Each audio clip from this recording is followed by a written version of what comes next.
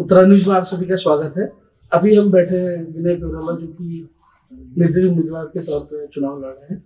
इन्होंने अपना एक घोषणा पत्र जारी किया है, तो इस पर हम बातचीत करेंगे कि क्या इनका घोषणा पत्र और क्या इनकी।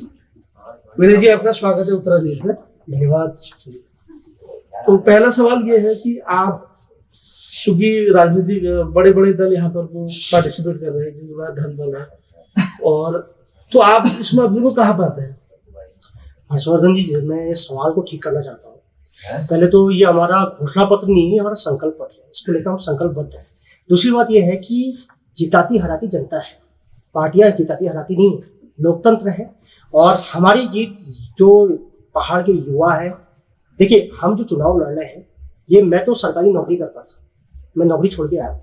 और इसलिए आया हूँ कि जितने लोग हमसे जुड़े थे उन लोगों ने हम पे मेरे पे दबाव बनाया कि तुम्हारे जैसे व्यक्ति को जो संकल्प हमारा पहाड़ को लेकर है, जो हम पिछले 7 साल से लंबी लड़ाई लड़ रहे हैं, जब बिना किसी पद के आपने इतने काम किए हैं, तो आपके जैसे व्यक्ति को पॉलिसी मेकर बनना चाहिए, विधानसभा में जाकर पहाड़ की आवाज को बुलंद करना चाहिए। इसलिए हम लोग लड़ रहे हैं। इसलिए हम लोग आश्वस्त हैं कि ये राष्ट्रीय पार्टियां हैं, जो धन बल है, बाहुबल है, ये इस बार खोखला साबित होगा। इस बार पहाड़ के युवाओं की जीत होगी, पहाड़ की महिलाओं की जीत होगी। ये विनय केटौला की जीत नहीं होगी। जी, मेरा सवाल अभी भी पूरा नहीं कि मैं जो राष्ट्रीय राजनीतिक दल और उसके मुकाबले आप अपने को कहाँ पाते हैं? देखिए, मैं आपको फिर बता रहा हूँ कि आप इससे समझ सकते हैं। 30 टीमें हमारी विभिन्न जगहों पे प्रचार करने जा रही हैं, जो स्वेच्छा से अपने आ रहे हैं हमसे मिलने के लिए। सोशल मीडिया के माध्यम से हमें संदेश भेज रहे हैं कि भैया हमें आपका चुनाव का प्रचार करने आना है। तो आप सोच सकते हैं कि राष्ट्रीय पार्टी के पास 30 टीमें भेजने के लिए नहीं होंगी। हमारे पास लोग स्वेच्छा से प्रचार करने आ रहे हैं। सबसे बड़ी बात है, प्रचार करने आ रहे हैं, ना हमसे किसी तरह का धन मांग रहे हैं, ना किसी तरह का और कोई लालच उनका है। केवल वो इसलिए आ रहे हैं कि पहाड़ को बदलने की लड़ाई जो चल रही है, मुहिम जो चल रही है, उसका वो हिस्सा बने। तो आप समझ सकते हैं कि राष्ट्रीय पार्टी के साथ हम कहाँ खड़े हैं। अपने संकल्प पत्र के बारे में आप बताइए। देखिए, संकल्प पत्र को हमने 2 भागों में बांटा है। एक में अल्मोड़ा शहर की हमने बात रखी है, एक में ग्रामीण क्षेत्र की बात रखी है। ग्रामीण क्षेत्र में हम लोग इंफ्रास्ट्रक्चर तैयार करेंगे। सबसे पहला काम, बुनियादी अवस्थापना तैयार करेंगे।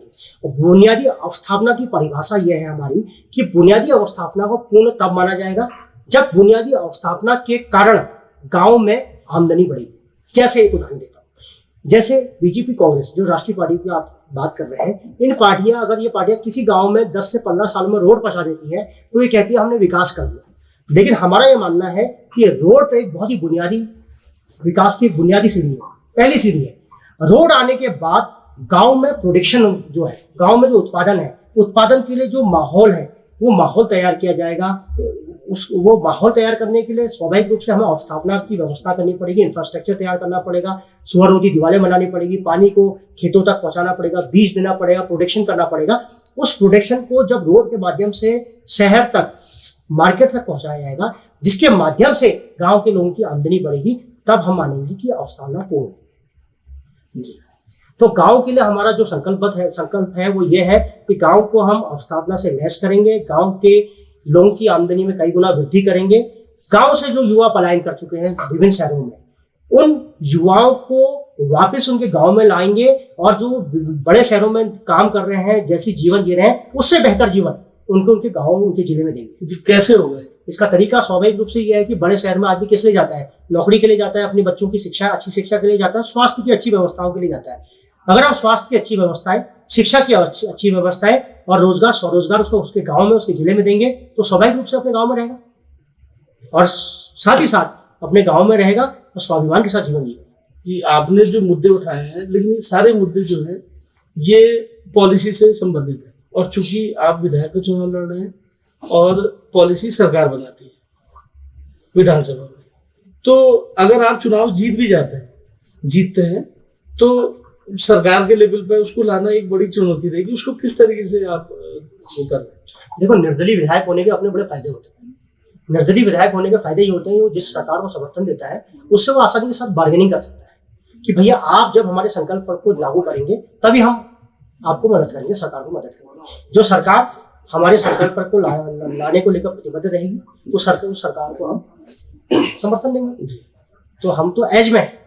लेकिन ये बात आपने कही है कि निर्दलीय ज्यादा फायदे में होता है, लेकिन हम उदाहरण देख चुके हैं धारचूला में गगन सिंह रजवाड़ जैसे, या जो कि बाद में कांग्रेस पार्टी में शामिल हो गए थे या दूसरे दलों में शामिल हो गए थे, तो इस बात की क्या गारंटी है कि आप इन दलों के साथ नहीं जाएंगे? स्वाभाविक रूप से हम दलों में जाएंगे।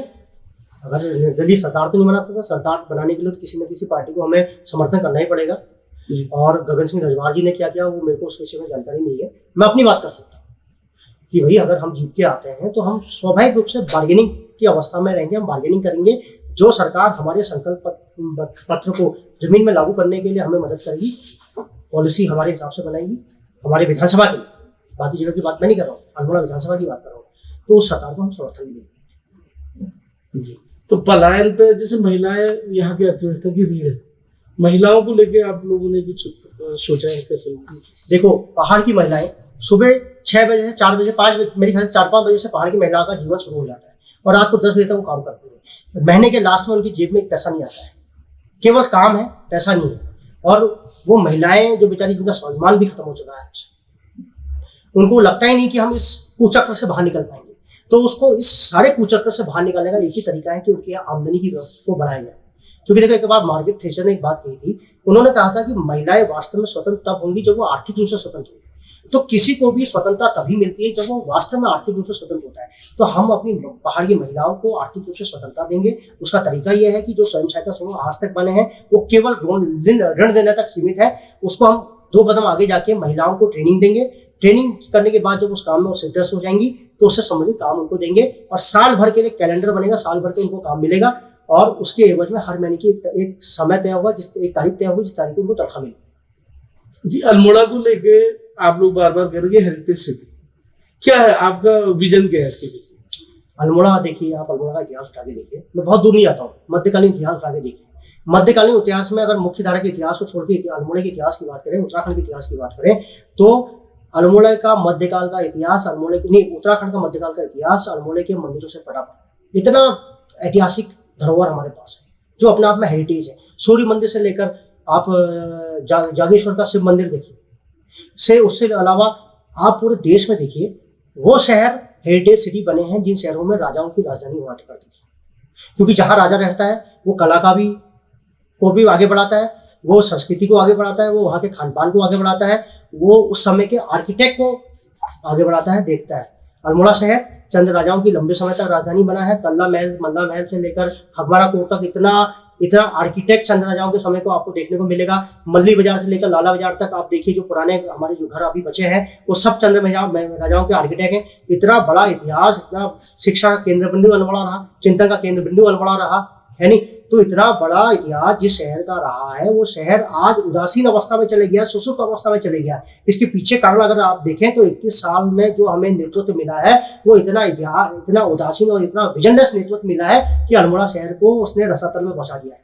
हम न केवल अल्मोड़ा शहर को हेरिटेज सिटी बनाएंगे जिसको लेकर हम संकल्पबद्ध हैं, बल्कि अल्मोड़ा की स्थापना के निर्माण के लिए एक स्पेशल पैकेज लेके आएंगे। इसके अलावा अल्मोड़ा शहर को जॉब क्रिएटर बनाएंगे, जॉब का केंद्र बिंदु बनाएंगे। अगर अल्मोड़ा शहर हेरिटेज सिटी बनता है तो अल्मोड़ा शहर का विकास ठीक उसी तर्ज पर होगा जैसे दिल्ली एनसीआर में राष्ट्रीय राजधानी क्षेत्र का विकास हुआ है। क्योंकि अल्मोड़ा शहर केंद्र बिंदु रहेगा। चारों तरफ जो खास पर्जा है, खास पर्जा में जो ग्रामीण एरिया है, उन ग्रामीण एरिया में जो बायो प्रोडक्ट, ऑर्गेनिक प्रोडक्ट जो बनेंगे वो अल्मोड़ा शहर में आके आसानी से बिकेंगे। क्योंकि इतना बड़ा टूरिस्ट का फ्लो अल्मोड़ा की तरफ होगा, पूरा दुनिया का टूरिस्ट का ध्यान अल्मोड़ा की ओर खींचेगा। अल्मोड़ा में वो लोग आएंगे, उनका जो तांबे से लेकर जो बांस का काम है वो सारा काम पुनः जीवित हो जाएगा। जो हमारी संस्कृति है वो पुनः जीवित हो जाएगी। जो हमारे लोक कलाकार हैं उनको इतना बड़ा मंच मिल जाएगा, साल भर का उनके पास काम होगा, उनके पास आमदनी होगी। तो एक अल्मोड़ा शहर का विकास, अल्मोड़ा और खास पर्जा का विकास दिल्ली एनसीआर की तरफ से किया जाएगा हेरिटेज सिटी बनने के बाद। और आप क्षेत्र में जा रहे हैं तो लोगों का रिस्पांस कैसा है? देखिए, लोगों का रिस्पांस आप हमारे फेसबुक, आजकल तो सारी चीजें पारदर्शी हैं। आप फेसबुक के माध्यम से देखिए, इतनी महिलाएं हमारे साथ जुड़ रही है, इतना युवा हमारे साथ जुड़ा है और इतना मतलब उम्मीदें उन्होंने हमसे पाली हैं, इतनी उम्मीदें उनको हमसे है कि बिना पैसे के, बिना किसी लोभ माया के हमारे साथ जुड़ते चले जा रहे हैं। और मुझे पूरी उम्मीद है कि इस बार अल्मोड़ा की जनता एक बहुत बड़ा ऐतिहासिक निर्णय लेने वाली है, एक निर्दलीय को विधानसभा भेजने वाली है जो उनकी आवाज बना है। इस बार एक बहुत बड़े परिवर्तन के लिए अल्मोड़ा तैयार है। इतिहास उठा के देखिए, अल्मोड़ा से चाहे वो स्वतंत्रता आंदोलन हो, चाहे उसके बाद का दौर हो या उससे पहले का दौर हो, अल्मोड़ा से जो आवाज गूंजी है उसने पूरे, जो रोशनी फैली है उसने पूरे देश में उजाला फैलाने का काम किया है, प्रकाश फैलाने का काम किया है। एक बार पुनः अल्मोड़ा विधानसभा से प्रकाश फैलेगा, एक निर्दलीय व्यक्ति जीतेगा और पूरे उत्तराखंड की जो राजनीति है उसमें बड़ा क्रांतिकारी बदलाव आएगा। जी, अल्मोड़ा में स्वास्थ्य एक बड़ा मुद्दा है और चूंकि यहाँ पर मेडिकल कॉलेज निर्माणाधीन है और हमने लगातार देखा है कि प्रसव के अभाव में महिलाएं दम तोड़ देती हैं, लगातार हार्ट के पेशेंट की इलाज न मिलने के कारण मृत्यु हो जाती है। तो इसको लेके आप क्या करेंगे अगर आप विधायक? देखिए, हमारा जो संकल्प पत्र है उसमें हमने इस बात को लिखा है, अगर मैं विधायक बनता हूँ तो ये नीतिगत मामला है, उसके ऊपर नीति बनाई जाएगी, मानक तय किए जाएंगे। मानक क्या तय किए जाएंगे? जो प्राथमिक और सामुदायिक स्वास्थ्य केंद्र है उन प्राथमिक सामुदायिक स्वास्थ्य केंद्रों को, प्राथमिक और सामुदायिक स्वास्थ्य केंद्रों में जो प्रसव पीड़ित महिलाएं आती हैं उन प्रसव पीड़ित महिलाओं को सीजेरियन से लेकर नॉर्मल डिलीवरी की सारी व्यवस्थाएं की जाएगी। जो राष्ट्रीय मानक हैं प्राथमिक स्वास्थ्य केंद्र के और सामुदायिक स्वास्थ्य केंद्र के, वो राष्ट्रीय और वो राष्ट्रीय मानक पूर्ण किए जाएंगे प्राथमिक स्वास्थ्य केंद्रों में और सामुदायिक स्वास्थ्य केंद्र में। न केवल डॉक्टरों की नियुक्ति होंगी बल्कि इक्विपमेंट से लेकर उनको चलाने वाले जो है उन सारा एक पूरा स्टाफ वहां पर नियुक्ति किया जाएगा। केवल और केवल गंभीर बीमारी के केस में ही उनको हायर सेंटर रेफर किया जाएगा। ऐसे मानक बनाए जाएंगे, ऐसी व्यवस्थाएं प्राथमिक और सामुदायिक स्वास्थ्य केंद्र में की जाएंगी। उसके अलावा जिला अस्पताल अल्मोड़ा और मेडिकल कॉलेज की जो आपने बात की है, इसका मानक ये तय किया जाएगा, यहाँ से केवल और केवल आदमी रेफर, यहाँ सुपर स्पेशलिटी से लेकर स्पेशलिटी जितने भी इलाज होंगे वो अल्मोड़ा में होंगे।